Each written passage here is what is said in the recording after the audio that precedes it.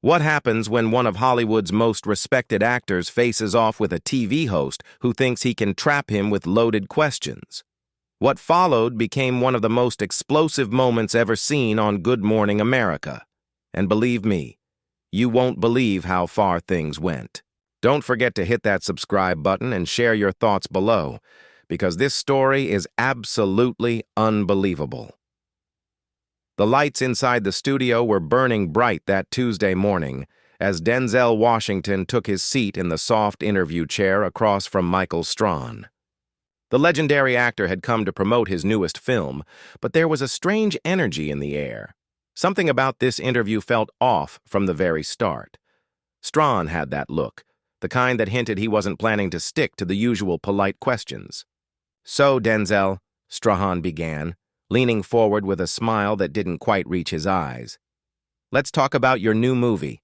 But before that, I think our audience would love to hear your thoughts on some of the, let's say, controversial remarks you've made recently about Hollywood."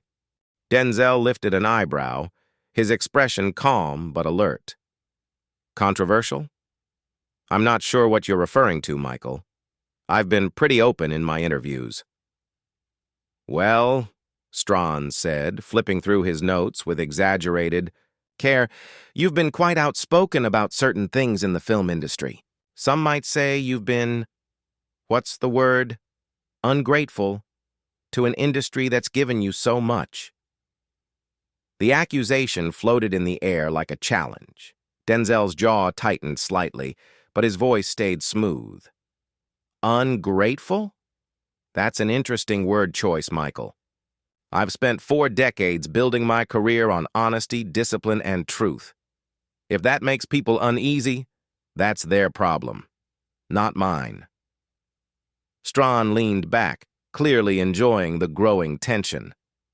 "But surely you understand that when you criticize the system that made you a star, it can come across as, well, biting the hand that feeds you, the hand that feeds all of us." Denzel's voice dropped a note lower, the kind of tone that people who knew him well recognized as a warning. "Let me tell you something about hands that feed, Michael. I've worked for every opportunity I've ever had. I've been on time, learned my lines, respected my craft, and given my best every single time. No one handed me anything." Of course," Strahan said with a casual wave. "But you have to admit, Hollywood's been good to you. Some people think your recent comments about diversity and representation are just fashionable talking points." The cameras caught the exact moment Denzel's expression changed from polite professionalism to something much sharper. "Fashionable talking points?" he repeated slowly. "You think speaking up for representation and fairness is a trend? I'm following?" "I'm just saying," Strahan went on, seemingly unaware of how dangerous his tone had become. "These topics are very popular lately. It's like everyone's jumping on that bandwagon." Denzel leaned forward slightly, his gaze locked on Strahan. "Michael, can I ask you something? How long have you been in television?" "I've been with Good Morning America for several years," Strahan said. "Before that, I had my talk show, and my football career, of course. So, yeah, I'd say I've got some experience in front of a camera." "And in all that experience," Denzel continued, his tone calm but cutting, "have you ever had to walk into a room where you were the only one who looked like you? Have you ever had to prove that you belonged there? Not once, but every single day?" Strahan shifted uncomfortably. "Well, I mean, football is a diverse sport. And television, you know, it's different now. Times have changed." "Different how?" Denzel pressed. "Because from where I sit, it looks like you had a pretty smooth ride.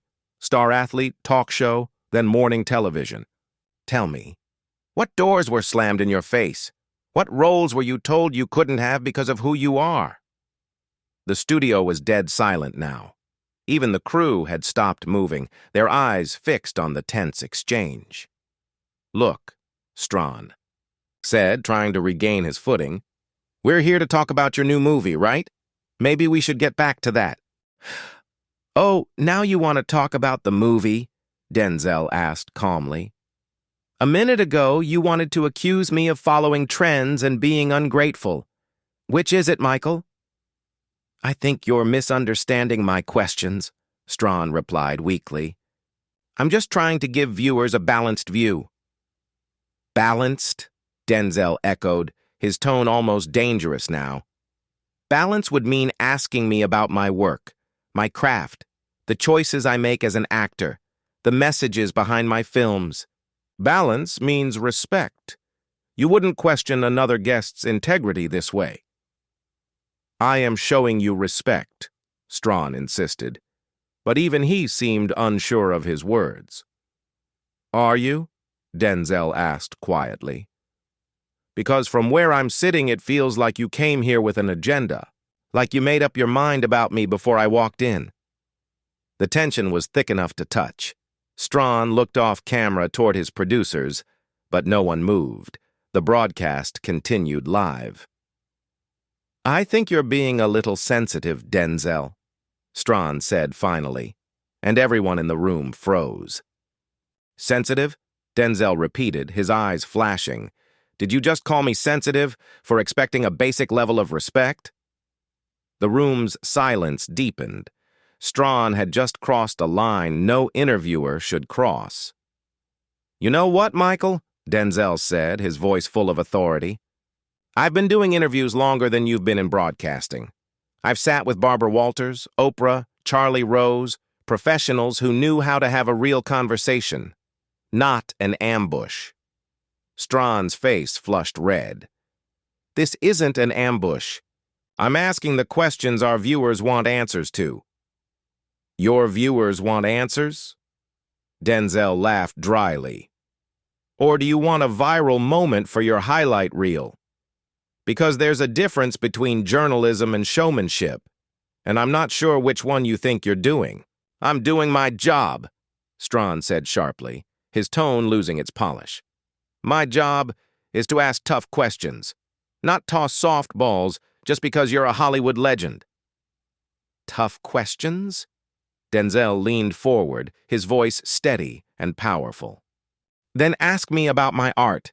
Ask me how I prepared for this role, what it cost me emotionally, what it means. Ask about why this story matters. That's hard journalism. What you're doing is fishing for headlines.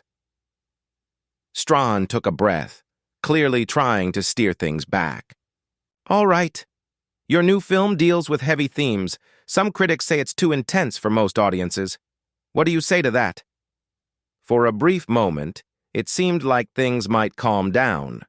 Denzel nodded slightly. That's actually a fair question. The film is challenging. It's supposed to be. Art shouldn't always make people comfortable. It's meant to make you think. Maybe even feel something you didn't want to feel. Strahan nodded, relieved. Right. But don't you think audiences need hope too? Some of your recent films are pretty dark. Denzel thought for a second. Hope isn't always about happy endings, Michael. Sometimes hope comes from truth, from showing people they're not alone, from forcing us to confront reality. That's real hope. But people go to movies to escape. Strahan pushed again. They don't want to be lectured. Denzel's expression hardened. Lectured? Is that what you think I do? You think my work is a lecture? That's not what I meant, Strahan began, but it was too late. No, let's talk about it, Denzel said firmly. This is exactly the mindset that limits real storytelling. The idea that art should only entertain, that it shouldn't challenge people. If telling the truth is seen as a lecture, that says more about the listener than the speaker. I just want honesty, Strahan said suddenly, his tone rising. I want you to admit that sometimes your words and choices sound self-righteous. The word landed like a thunderclap.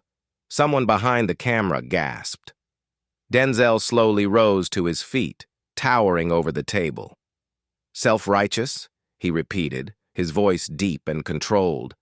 I'm saying you should think about how your words affect people, Strahan replied, also standing, though visibly shaken.